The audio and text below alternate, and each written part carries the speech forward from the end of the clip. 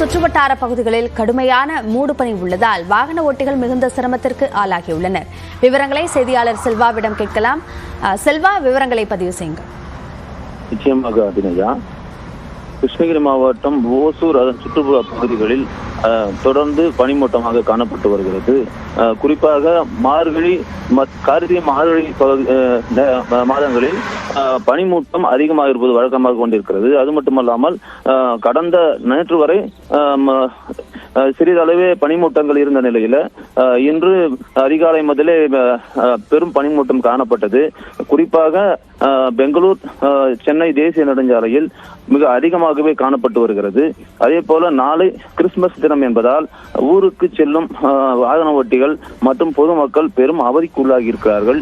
அது மட்டுமல்லாமல் காலையில் மலர் மற்றும் இது காய்கறி சந்தைகளுக்கு செல்லக்கூடிய வியாபாரிகளும் மற்றும் கிறிஸ்துமஸ் கொண்டாடக்கூடிய பொதுமக்களும் பல்வேறு இன்னல்களுக்கு உள்ளிட்டிருக்கிறார்கள்.